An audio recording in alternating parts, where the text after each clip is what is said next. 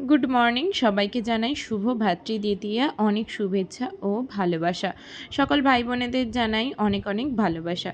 তো সকাল সকাল ঘুম থেকে উঠে পড়েছি। সকাল বলতে এখন 7:30 8টা বাজতে যায়। তো মা গতকাল রাত্রে তেল মাখিয়ে দিয়েছিল, তাই ঘুমটা বেশ ভালোই জম্পেশ হয়েছে।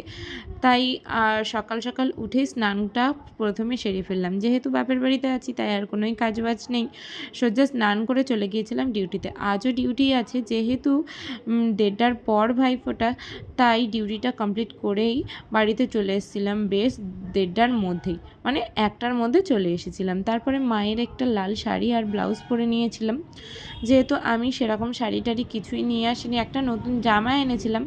তো বিয়ের পর প্রথম ভাইফোঁটা বলে শাড়িটাই পরতে ইচ্ছা হলো, আর বেশ কিছু অর্নামেন্টস আমার এ বাড়িতেই ছিল, তাই সেগুলোই পরেছিলাম। ভাই দেখো বসে পড়েছে এখানে, আর কাকিমার ঘরেই ভাইফোঁটার আয়োজনটা করেছি। আর সেরকম এবার কিছুই করতে পারিনি, যেহেতু হঠাৎ করেই ভাইফোঁটার প্ল্যানিংটা করি তাই। আর এখানে আমি প্রথমে বসে পড়লাম, আর ভাইয়ের যে রিচুয়ালসগুলো থাকে সেগুলোই আমি প্রথমে শুরু করছিলাম। আর এখানে বোন গা ছুঁয়ে রেখেছিল, যেহেতু আমি বড় দিদি তাই আমি এগুলো পরিয়ে দিচ্ছিলাম। আর ভাইয়ের যে পাঞ্জাবিটা দেখতে পাচ্ছ, এই পাঞ্জাবিটা আমার বিয়ের সময় ও গায়ে হলুদে পরার জন্য নিয়েছিল, কিন্তু সেরকম একটা পরতে পারিনি, তাই এটাই কেচে ধুয়ে তুলে রেখেছিল ভাইফোঁটাতে পরবে বলে। তাই এবারে না তিলকের ফোঁটা ছিল আর দইয়ের ফোঁটা ছিল, কালির ফোঁটাটা ছিল না।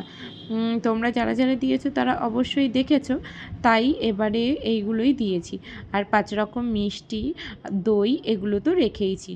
আমি যেহেতু বড় তাই ধান দুব্ব দিয়ে আশীর্বাদটাও সেরে নিয়েছিলাম। তারপরে বোন বসে পড়েছিল, আর বোন যে সিলভারের অক্সিডাইজ এবং সিলভারের যে জুয়েলারিগুলো পরেছিল সেগুলোও কিন্তু খুব সুন্দর হয়েছিল। আমি বলেছিলাম যে তোর পরার পরে আমি একদিন এগুলো পরবো। আর দেখো এখানে যেহেতু আমার ভাই বড় তাই ওই বোনকে আবার উল্টে আশীর্বাদ করছিল এবং সবাইকে মিষ্টিমুখ করিয়ে দিচ্ছিল। ভাইফোঁটার প্রতিটা রিচুয়ালস কমপ্লিট হওয়ার পর এখানে গিফট দেওয়ার পালাপালি চলছিল। তো গিফটগুলো দেওয়ার পরে আশীর্বাদ পর্ব হলো। তারপরে এখানে আমার কাকিমা তার ভাইকে মানে মামাকে ফোঁটা দিচ্ছিল ফোনের মাধ্যমে। এই প্রথম বছর মানে মামা আসতে পারেনি, না হলে হয় কাকিমা যায়, না হলে মামা এ বাড়িতেই আসে। আর কিছু করার নেই, এখন কাজের সূত্রে সবাইকেই বাইরে থাকতে হয়, তাই মন খারাপ না করেই এইভাবেই আমরা প্ল্যানটা করেছিলাম। এতে ভাইফোঁটাটাও হলো। আর দুপুরের মেনু ছিল ডাল, ভাজা, ডিম, মাংস, মুড়ো ঘন্ট, চাটনি, পাঁপড়। আর তারপর একটু রিলস বানিয়ে নিচ্ছিলাম। সন্ধেবেলা একটু বেরোনোর কথা ছিল, তবে আর বেরোনো হয়নি, ডিউটিতে চলে গিয়েছিলাম।